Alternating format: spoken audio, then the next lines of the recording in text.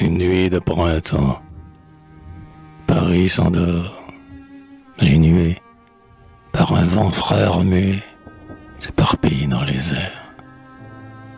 Sous l'arbre brume pâle et fine, la lune en manteau d'hermine plane sur les quais déserts.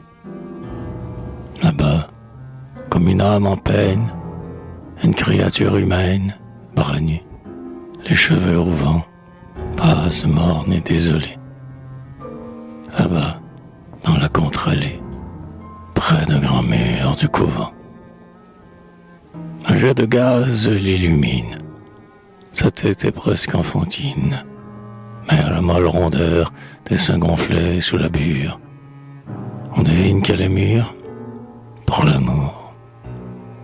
Mais la douleur, les mains sur son sein pressé, les paupières abaissées, sur des pleurs lents jaillir, debout, au bord de la route, en elle-même elle écoute quelque chose tressaillir.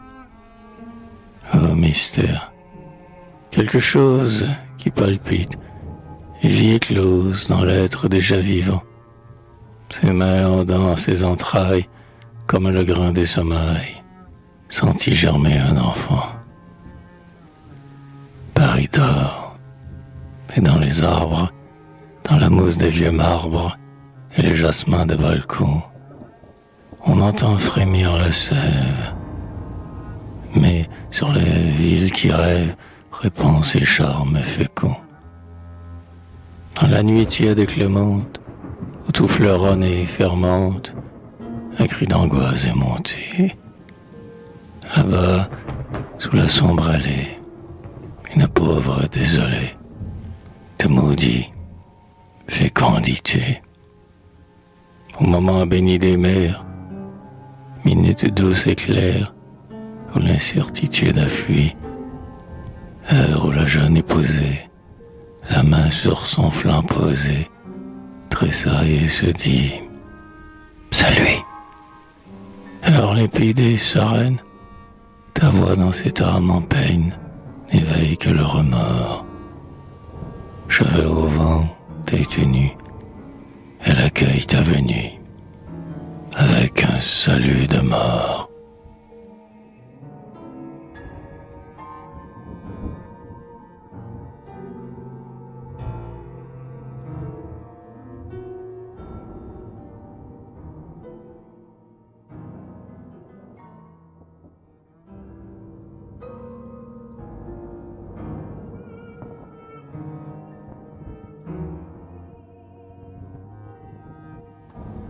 Le rossignol chante, ô tristesse, amertume du souvenir, quand l'amour dans la brume épaisse plonge pour ne plus revenir. Elle écoute et son cœur palpite, mais le son dans les arbres du quai monte. Le passé ressuscite par ce chant nocturne évoqué. Elle voit les vergers pleins d'herbe, et l'ombre des pommiers en fleurs, où l'amoureux, le front superbe, l'entraînait d'un geste vainqueur. Étreinte, lèvres confondues, baiser longuement se voirait, soupir mêlé aux voix aiguës, des cigales parmi les prés. Tout lui revient à la mémoire, tout jusqu'à la chanson d'amour, que l'amant, fier de sa victoire, fredonnait gaiement au retour.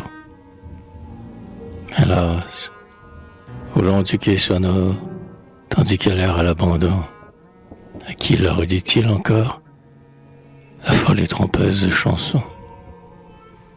Mène-t-il une autre amoureuse sous les ramures des halliers, tandis qu'elle descend, peureuse, les degrés des noirs escaliers? Elle arrive à la pente obscure, où brusquement le mur finit. C'est la scène qui murmure entre ces berges de granit.